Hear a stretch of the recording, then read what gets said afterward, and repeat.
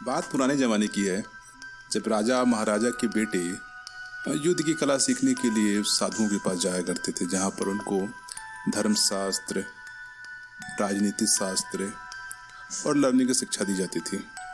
एक साधु था जो राजा महाराजा के बेटे को पहाड़ पर कैसे चढ़ा जाता है वो सिखाता था। बात उस समय की है कि जब एक राजा का बेटा सीखने गया और जब वो पहाड़ के ऊपर था, तब साधु आराम से उसको देख रहा था।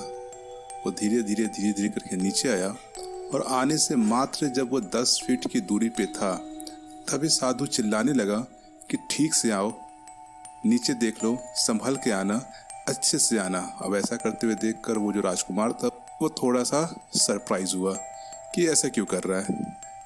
उसको ये बात तब बोलनी चाहिए थी कि जब मैं पहाड़ की चोटी पे था, जहाँ पर सबसे ज़्यादा खतरा था।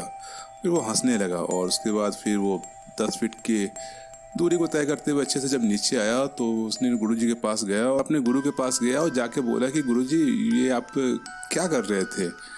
जब मैं मात्र 10 फीट की दूरी पे था, तब आप बार बार चिल्ला रहे थे कि ठीक से आओ, अच्छे से आओ, आराम से आओ, नीचे देखो, पकड़ लो। और जब मैं सबसे ऊपर था उस समय तो आपने कुछ बोला ही नहीं, उसमें तो आप चुपचाप थे, जबकि खतरा सबसे ज़्यादा वहाँ पे था। इस पर से गुरुदेव ने कहा कि मैं 25 साल से लोगों को पहाड़ पे चढ़ना सिखा रहा हूँ और सीखते समय जो भी लोग गिरे हैं वो यही 10 फीट की दूरी से ही गिरे हैं। होता क्या है कि जब आप पहाड़ पे होते हो और सबसे ऊपर होते हो तो आप बहुत ज़्यादा चौकन्ने होते हो। आपको किसी की ज़रूरत नहीं होती कि कोई आपको सिखाए। आपका दिमाग, आपका शरीर पूरी तरह से चौकन्ना होता है, तो उसमें मुझे बताने की ज़रूरत नहीं पड़ती कि कैसे आना है, आराम से आना है, क्योंकि वो आप खुद कर सकते हैं। लेकिन जैसे आप 10 फीट की दूरी पे आते हैं तो आपको ये लगता है कि अब ये 10 फीट की दूरी पर है, अब कुछ हो नहीं सकता। यानी कि आपका दिमाग, आपका शरीर थोड़ा सा रिलैक्स हो जाता है। और जैसे ही आप रिलैक्स होते हो, जैसे ही आपका आसपास की चीज़ों पे ध्यान देना छोड़ देते हो, वहीं पे सबसे ज़्यादा खतरा होता है गिरने का। और आज तक मैंने जितने लोगों को देखा है, कोई पहाड़ की चोटी से नहीं गिरा, बल्कि इसी 10-15 फीट की ऊंचाई से गिरा है, क्योंकि वो सजग नहीं रहते। और इतना सुनते ही राजकुमार की आंखें फटी के फटी रह गई। तो दोस्तों, कुछ ऐसा ही हम सब के साथ होता है।